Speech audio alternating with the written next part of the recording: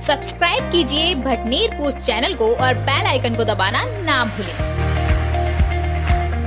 मत कहो आकाश में कोहरा घना है, यह किसी की व्यक्तिगत आलोचना है। राजस्थान और पंजाब का जो क्षेत्र है, काफ़ी अधिकांश क्षेत्र है जो कोहरे में लिपटा हुआ है, लेकिन ये एक मौसमी कोहरा है। यहाँ पर सियासी कोहरे की बात करें तो पूरा मुल्क ही इस कोहरे के नीचे ढका हुआ है, और वो कोहरा है रफाल सौदा। आखिर क्या है रफाल सौदे का सच जो सरकार सबसे छुपाना चाहती है? बड़ा सवाल यही है। मुद्दे की बात में आज हम बात करेंगे, रफाल सौदा का सच क्या है और आखिर क्या वजह है कि सरकार इस मुद्दे को, सच्चाई को छिपाना चाहती है। सबसे पहले हम रफाल को समझना पड़ेगा कि रफाल है क्या। दरअसल रफाल एक विमान है जिससे हम अपनी आंतरिक सुरक्षा को, बाहरी जो आक्रमण है उससे हम बचा सकते हैं। कि इस तरह के मुद्दे हैं इस तरह के, जिसमें तत्कालीन यूपीए सरकार ने सौदा किया था। सौदा तकरीबन 525 करोड़ का था, लेकिन जब सरकार बदल गई यूपीए की सरकार, तो केंद्र सरकार आई और केंद्र में प्रचंड बहुमत की भाजपा की सरकार है, जो मोदी सरकार के नाम से हम जानते हैं। मोदी सरकार में इसमें बहुत ज़्यादा फेरबदल किया, और अब जो उसकी लागत बताई जा रही है, कीमत बताई जा रही है, वो है तकरीबन 1670 करोड़। अब देखिए ये दोनों में अंतर क्या क्या है। जब यूपीए सरकार डील करती है तो एचएएल कंपनी को आगे करके करती है, जो सरकारी कंपनी मानी जाती है और जिसके पास बहुत बड़ा अनुभव है इस तरह के विमान बनाने के।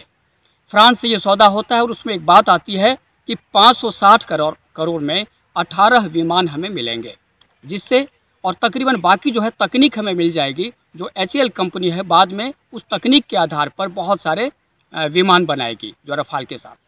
लेकिन जब सरकार बदलती है तो उसकी एक तरह तो कीमत बढ़ जाती है 1670 करोड़, और दूसरी बात सिर्फ 36 विमान हमें तैयार करके मिलेंगे, और तैयार करने वाली जो कंपनी होगी वो होगी अंबानी की कंपनी, जिसे रिलायंस की कंपनी करती है। और बार बार जो विपक्ष है वो आरोप लगाता है कि ये जो मोदी जी की सरकार है ये कहीं न कहीं अंबानी के साथ मिली हुई, और अंबानी की सरकार भी लोग कम उपस कह ही देते हैं। जब इस विवाद ने तूल पकड़ा तो सरकार कहीं न कहीं बैकफुट पर आने आई, लेकिन फंसी नहीं। अब देखिए कितने आसानी से सरकार निकलती है इस मामले में और किस तरह से प्रयास करती है।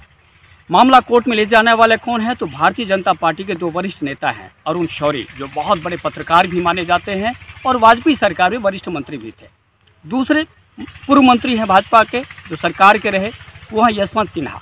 और आम आदमी पार्टी के कुछ नेताओं ने सुप्रीम कोर्ट में मामले को लाने की कोशिश की। सुप्रीम कोर्ट ने तमाम सबूतों और साक्ष्य के आधार पर एक फैसला सुनाया। तो उसका जो साक्ष्य का एक बहुत बड़ा जो एक फार्मूला था, जो तथ्य था, वो था हलफनामा जो केंद्र सरकार ने वहाँ पर रखा था। उसमें क्या था? उसमें ये कहा गया था कि जो तमाम तरह के विवाद हैं बिल्कुल निराधार हैं, और कांग्रेस समेत जो विपक्षी लोग हैं ये जानबूझकर इसमें तूल दे रहे हैं, और ये रक्षा का सौदा है और इसमें कहीं भी कोई हेराफेरी नहीं हुई है। लेकिन जिस तथ्य के आधार पर सरकार के पक्ष में यह फैसला आया, उसमें इस बात का उल्लेख है कि सीएजी और पीएससी ने इस मामले को देख लिया है। लेकिन बाद में जब राहुल गांधी प्रेस कॉन्फ्रेंस करते हैं तो उसमें एक बहुत सनसनीखेज खुलासा करते हैं कि साहब किस सीएजी की बात कर रहे हैं, किस पीएससी की बात कर रहे हैं, उसमें तो ये मामला आया ही नहीं, आज तक इसने दिखाया नहीं।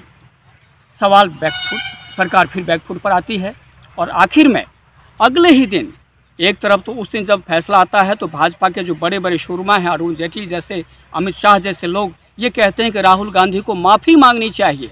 लेकिन अगले ही दिन सरकार बैकफुट पर आती है और कहती है कि साहब गलती हो गई, हलफनामा झूठा था। क्यों? क्योंकि टाइपिस्ट की गलती से ये सारा मामला, हलफनामा झूठा। अब ज़रा गौर कीजिए, केंद्र सरकार के पास एक अच्छा टाइपिस्ट नहीं है। जब केंद्र सरकार झूठ बोल सकती है सुप्रीम कोर्ट में, तो सरकार पर क्या भरोसा किया जाए? क्या ये भरोसे के लायक है ये सरकार? अब ज़रा गौर कीजिए कि संसद के अंदर बखेरा होता है, लोकसभा में राहुल गांधी कई तरह के सवाल करते हैं, वो आम पूछते हैं और अरुण जेटली साहब इमली का जवाब देते हैं।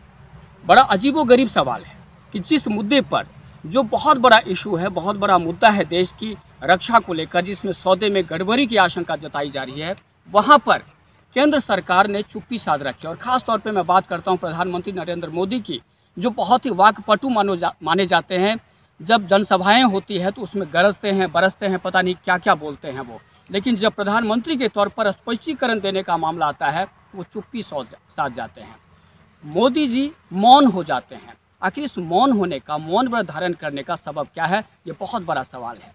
सवाल यह भी है कि जो देश की जनता है, जो करीब 4.25 साल पहले उनको बागडोर सौंपती है, कम से कम उनको इस तरह के सवालों पर से पर्दा उठाना चाहिए।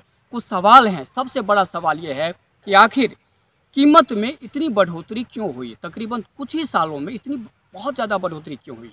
दूसरा सवाल है कि जब सरकारी कंपनी SCL को यह पूरा प्रोजेक्ट दिया जाता है तो केंद्र सरकार ने अंबानी की बिल्कुल नई नवेली कंपनी को ये डील क्यों दी, ये दूसरा सवाल सबसे बड़ा है।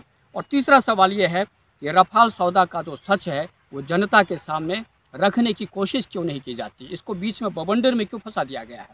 और लास्ट में जो विपक्ष की मांग है और केंद्र सरकार के जो सहयोगी पार्टियां हैं, खासतौर पर शिवसेना की बात करना चाहूँगा। शिवसेना ने भी ये बात कही है कि सरकार JPC से क्यों भागती है। JPC मतलब ज्वाइंट पार्लियामेंट्री कमेटी, जो इस तरह के विवाद होते हैं, आपको ध्यान होगा कि आज़ादी के बाद तकरीबन 4 बार JPC का गठन हुआ है। बोफोर्स का सौदा जब उस पर घमासान हुआ था, उस समय भी सरकार ने इस तरह की कमेटी बनाई थी जिसमें तमाम पार्टियों के बराबर के सदस्य होते हैं और उस कमेटी को एक पावर होता है कि वो सभी तथ्य को एकत्रित करे, सरकार से सवाल जवाब करे और उसके बाद अपना निष्कर्ष दे। लेकिन सरकार इस कमेटी के बनाने से पीछे क्यों भाग रही है, क्यों डर रही है सरकार, ये सबसे बड़ा सवाल है। अगर आप मोदी के समर्थक हैं या विरोधी हैं, दोनों में से एक हो सकते हैं, लेकिन देश के साथ आप गलत नहीं कर सकते। देश के साथ पूरा मुल्क जो है, आप सभी देश के साथ हैं। और मुझे लगता है कि हर आदमी को ये जानने का हक है आखिर रफाल सौदा का रहस्य क्या है। खास मुद्दे की बात में आज इतना ही। दीजिए इजाज़त, नमस्कार।